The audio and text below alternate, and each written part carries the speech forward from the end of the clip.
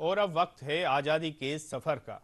आज़ादी की गाथा के आज के संस्करण में हम बात करेंगे 1887 में आयोजित इंडियन एसोसिएशन के राष्ट्रीय स्तर के सम्मेलन की, जो भारतीय राष्ट्रीय कांग्रेस के गठन से पहले सबसे महत्वपूर्ण राष्ट्रवादी संगठन था। आज हम हिंदी के प्रख्यात कवि सुमित्रा नंदन पंत को भी याद करेंगे। देखिए यह रिपोर्ट।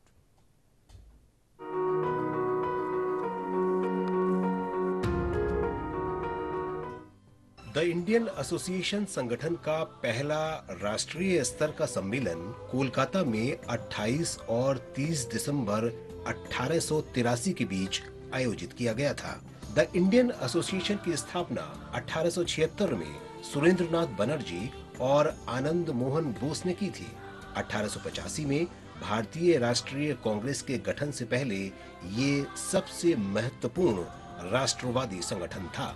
इंडियन एसोसिएशन के पहले सत्र की अध्यक्षता बंगाल सामाजिक सुधार आंदोलन के अनुभवी नेता रामतनु लाहिरी ने की थी। सत्र के दौरान जिन मुद्दों पर चर्चा हुई उनमें स्वशासन, शिक्षा, न्यायपालिका को कार्यकारी कार्यों से अलग करना और सार्वजनिक सेवा में भारतीयों को अधिक रोजगार देना शामिल था। इंडियन एसोसिएशन का उद्देश्य लोगों की राजनीतिक, बौद्धिक और भौतिक उन्नति को बढ़ावा देना था। इसने सामान्य राजनीतिक हितों और आकांक्षाओं के आधार पर भारत के लोगों की एकता और सांप्रदायिक सद्भाव को बढ़ावा देने और उस समय के महान जन आंदोलन में जनता को शामिल करने की हिमायत की। दिसंबर 1886 में इंडियन एसोसिएशन ने कांग्रेस के साथ विलय का फैसला किया। 28 दिसंबर 1885 को भारतीय राष्ट्रीय कांग्रेस का पहला अधिवेशन बम्बई में 72 प्रतिनिधियों के साथ आयोजित किया गया था। ये एक राजनीतिक दल से अधिक राजनीतिक विचारधारा वाले उन व्यक्तियों की सभा थी जो सरकारी सुधारों में रुचि रखते थे।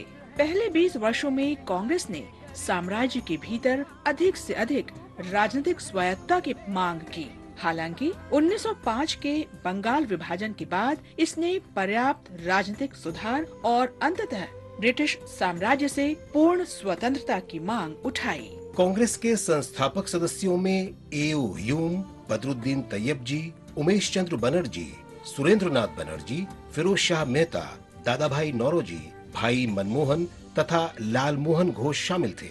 1920 के दशक में महात्मा गांधी के प्रभाव से कांग्रेस पश्चिमी शिक्षा प्राप्त अभिजात्य वर्ग के प्रभुत्व वाली एक सभा से एक जन संगठन में बदल गई, जिसने स्वाधीनता के लिए भारतीय जनता के विभिन्न वर्गों से एकजुट होकर लड़ने की अपील की।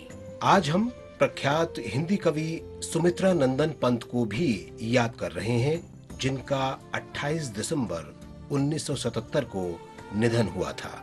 व्यापक रूप से छायावाद के तीसरे स्तंभ के रूप में विख्यात सुमित्रा नंदन पंत ज्ञानपीठ पुरस्कार से सम्मानित होने वाले पहले हिंदी कवि थे। वे प्रकृति के कवि थे।